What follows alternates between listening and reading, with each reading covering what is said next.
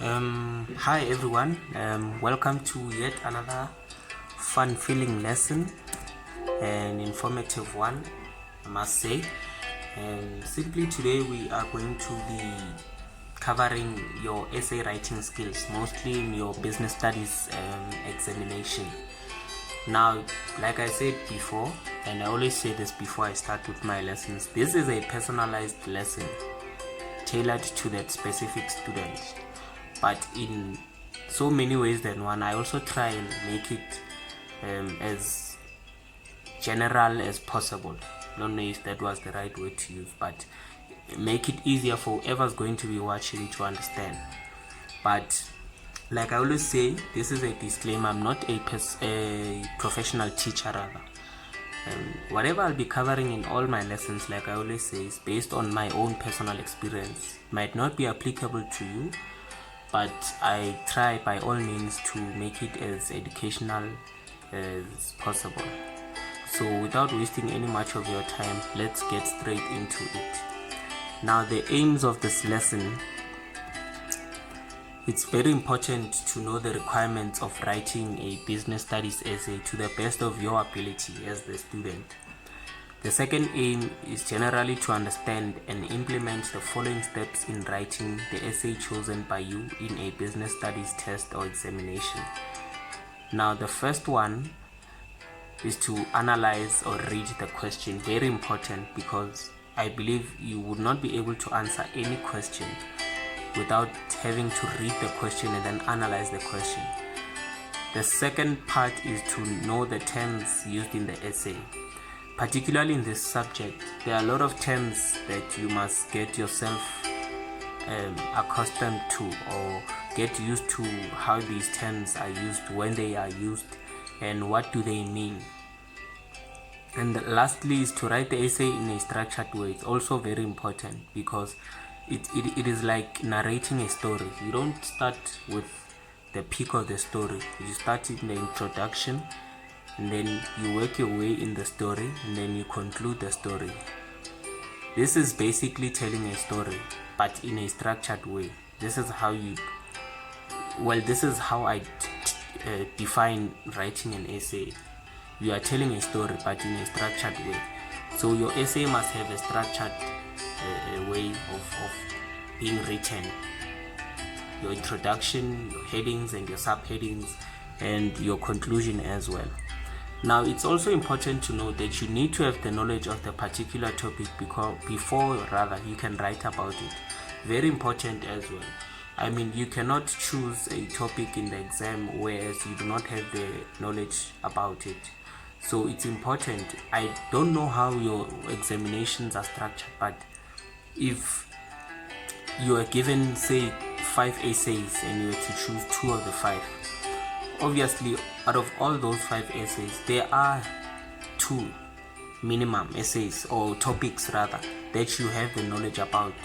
So it's also important to get used to studying different kinds of topics. Go through past papers where they deal with essays, and you'll find that some of these topics are repetitive, but not exactly, but you'll find more or less the same topic in the different papers you'll be going through. So when you start writing an essay, the most important thing is to have an introduction. So before attempting to write an essay, for me, this is what I used to do. Like I said, it might not be applicable to you, but this helped me in so many ways outside of this subject alone. So it is always easy to draw a mind map, so you have a range of headings or topics you will write about in the essay. It is also easier to draw the mind map on a separate page, so you can always go back to the page in case you forget whatever you are writing about. This is what I used to do in whatever subject where I was required to write an essay. It helps in getting those headings or those topics very quickly. So when you are in the middle of your essay and you do forget something, then you can go back to that mind map and then see, oh, this is what I was talking about. It also gives you an opportunity to broaden your sense of thinking. So this is what I used to do. Say for instance, this is the topic I was dealing with, crime in South Africa. This is what I'd do. We'll move from left to right. these are your topics, or these are some of the topics I came with. It's just an example. I'm not saying I did this particular topic, but this is how I start firstly. So crime in South Africa. Okay, so firstly you define what crime is. So these are some of the topics I include in my essay. Ways of dealing with your crime. This is your conclusion. This is where you summarize your essay to say that moving forward, this is how the police or the government must deal with crime. You give examples of the types of crime and the most vulnerable areas where crime is committed. These are some of the topics I'd use in order to write my essay. And then on the right hand side, we have a definition of a crime. Like I said, this is how I usually start with the topic, defining what is a crime. And then secondly, I'll give examples of a crime, and then I'll continue with some of the topics there. And then what causes crime? The causes of crime. There are various causes of crimes, a lot of them, and the negative impacts of crime on the community. Obviously, a crime is not something that's positive in and around where we live. So I don't think there is a positive impact on crime. So this is just an example, like I said, guys, of how I'd try and answer an essay question on crime in South Africa. These are some of the topics I'd use in my essay. Now moving forward, what does the examiner or educator look for in your essay? This is basically a breakdown of what the examiner will be looking for and how the marks are allocated. I might be wrong, I might be right. I also stand to be corrected. Essays are usually found in section C of an exam, your business studies exam, whether you're in grade 10, 11 or 12. This is what I used to come across. So where a learner would choose 1 or 2 topics to write on out of a possible 5 or 6 topics. I also stand to be corrected there. So we'll start on your left hand side, your introduction. I would personally introduce a topic by defining it, like I mentioned previously. Then the second part, the examiner, your educator, looks for your content. Now your content covers 3 basic things. Your insight, how knowledgeable are you of the topic. Your educator would see when you give examples to say, okay, this person knows what he or she is talking about. So insight, how knowledgeable are you on the topic. So it's always best to use some of the examples where necessary. And then your headings, it makes your essay look neat, because the examiner will simply know, okay, this person is now covering this topic or this example, then you have a heading there.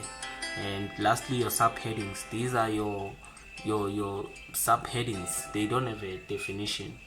So under your heading, for example, the heading there in this case would be, what does the examiner or educator look for in your essay? That's a heading. And then the subheading would be whatever I've written under the heading. And then your introduction and your content usually consists of 32 marks. Your conclusion is 8 marks, and then it's a total of 40 marks in your exam. Like I said, I stand to be corrected, guys. So we are going to put all of this in practice. Now the big question is how. So we'll tackle a previous exam paper, and then we'll come back to the examples I used in this topic or in this essay. I chose a topic in one of the previous question papers, and then we'll also analyze how you tackle an essay in that particular topic. Let me just quickly load this up here.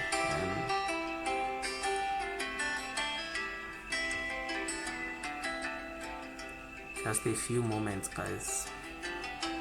My laptop is acting up. Okay, here we go. Now, this was taken from one of the question papers, Business Studies grade 10. It was a November paper. We are going to tackle question 9. Business roles, in brackets, social responsibility. Now the question says, Nobel Prize winner and famous economist Milton Friedman said that a business's primary social responsibility is economic performance. In other words, if the business fails because it has not kept its main focus on its economic performance, it will be worse for the society around it. Simply saying that this gentleman called Milton Friedman says, if a business is not focused on trying to make profit, then it affects the society around it. So this question is not a question, rather. The statement says, refer to the scenario above and write an essay in which you include the following aspects. Define the term corporate social responsibility and give one practical example. The second statement says, outline the challenges for or of corporate social responsibility for both businesses and communities. The third one says, discuss the benefits of CSR for both businesses and communities. And the last part says, suggest initiatives businesses can take to address socio-economic issues. We are going to tackle this in an example I made. I also made an example here, guys, on how to tackle such. And this is the question highlighted in yellow. The second last part was discuss the benefits of CSR for both businesses and communities. And then the last part of the question says, suggest initiatives businesses can take to address socio-economic issues. Now, please forgive me, guys. I have an unwanted visitor here, so please don't mind some of the sounds you might hear. So, yeah, this is basically the essay question I chose. Like I said, it's important to also know which topic you will be writing about. You must be able to acclimatize to some of the terms used in the topics. You must know what you'll be writing on. Don't just guess, because it's going to be difficult to try and analyze some of these things that I've mentioned here in the question. To define, for example, CSR, corporate social responsibility. If you don't know what it means, firstly, then you are going to have difficulties with analyzing these questions. The challenges for both CSR for businesses and communities, the benefits of CSR for both businesses and communities, and the initiatives businesses can take in order to address socio-economic issues. What are socio-economic issues? These are some of the things or some of the terms you must be familiar with, So this is a question I chose. You can choose any other question in the exam. This is based on the example for the lesson. So this is how I attempted to answer question 9. I'm quickly going to load back the presentation so we can tackle how to answer this question. Pretty easy. I think if you are familiar with the terms in the questions or in the topics that you'll be given, it's very easy to answer these questions because these are things that are happening in and around us. I'm just waiting for the slide to come up and then I'll just quickly show you guys how to tackle the question. Like I always say to you guys, these are things that are happening in and around us. CSR, each and every business is not forced, but they must act towards changing the particular community they are operating in. For example, you'd find employees from Pick n Pay working in that particular store. Pick n Pay says it's its responsibility in order to hire people from around where the shop is or around where the store is. That's part of social or corporate social responsibility, bringing employment into the community, manners or ways of how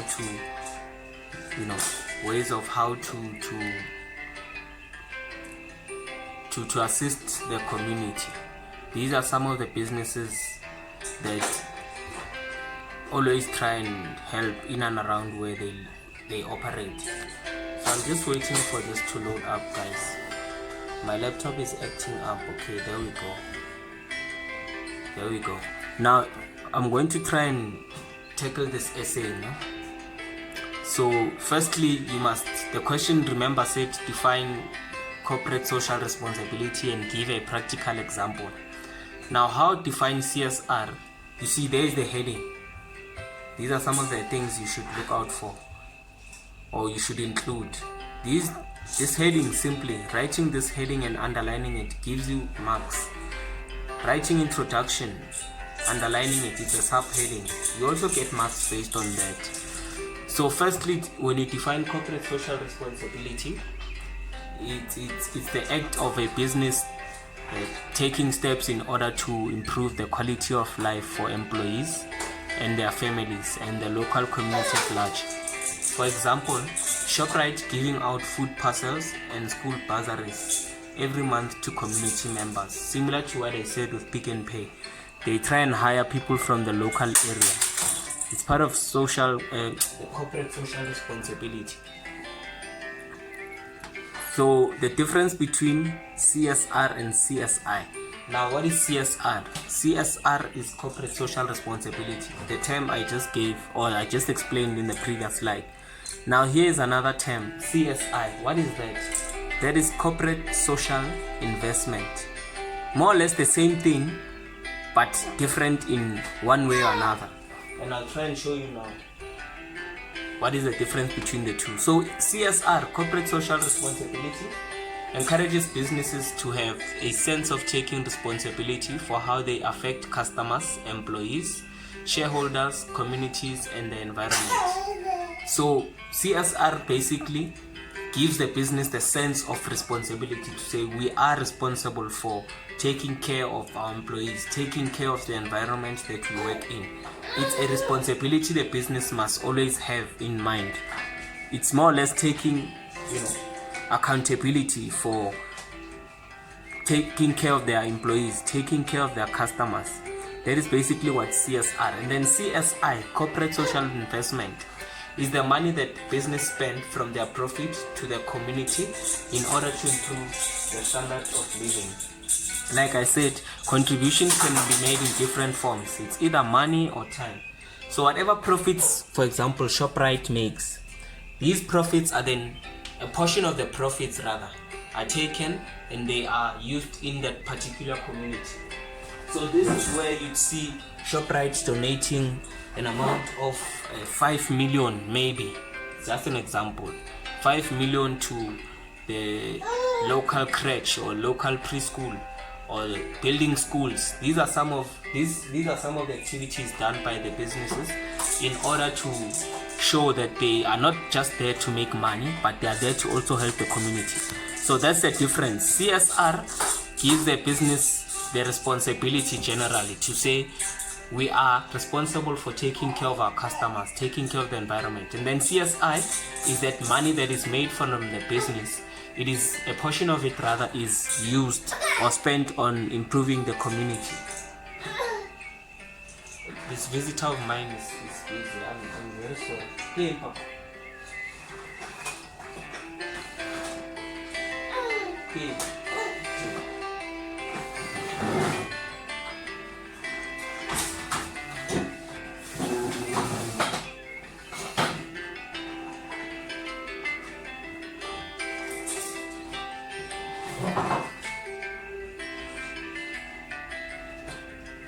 Oh, yeah, I'm very sorry for that. Yeah, so this is a difference between CSR and CSI. No? Now, the second or the third point in that question, essay question, it was to discuss the benefits for CSI, of the benefits of CSI for both the business and the community. Another thing, you are going to get easy marks for just writing the heading just as it is. There are marks guaranteed for that. So we are going to start with the benefits for the business. You can use as many examples as you want to, but keep them sweet and short, maybe 3 or 4 examples. So the benefits of CSI, corporate social investment, that money that is used in order to build a better place for the community. These are some of the benefits that come with CSI for the business. Number 1 is to make communities a better place to live. The second one is to improve the image of the business. And the third one is to attract investors who prefer to invest in businesses that are socially responsible. These are 2 marks each, easy 6 months. That is why I mentioned the fact that this is the content part of your essay. The more you use examples, the more you are likely to get marks, because the examiner or your educator will then understand, okay, this person knows what they are writing about. And then the benefits for the community. Corporate social investment, which is CSI, improve the standard of living and the quality of life of communities. CSI projects generate employment by creating jobs. CSI projects, lastly, contribute towards the provision of education, healthcare, and social development. Like I said, these are my examples. So, for example, the money used towards improving the community, whatever profits the business makes, a portion of it is used to take care of the community. Like example, the last part says CSI projects, rather, the business undertakes contributes towards the provision of education, giving bursaries out to students, providing healthcare and social development. These are some of the examples I used well. You can use any other example you want. Now, initiatives businesses can take to address socio-economic issues.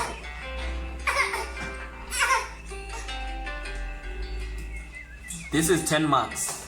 Yeah? And like I said, you also get marks for just writing the heading.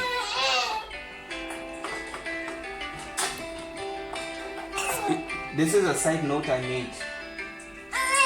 It's important to know what socio-economic issues are first. The example of a socio-economic issue is below. You can also add any other socio-economic issue that you are knowledgeable about. This visitor of mine is going to distract me now. These are just examples I used, guys. You are more than welcome to use any other examples you are knowledgeable about. You must also know what firstly is a socio-economic issue. We are going to tackle what is a socio-economic issue. So workplace programs to deal with HIV and AIDS, that's one of the socio-economic issues. So these are issues like poverty, things like crime, HIV and AIDS, and things like unemployment. These are some of the aspects the business does not have control over.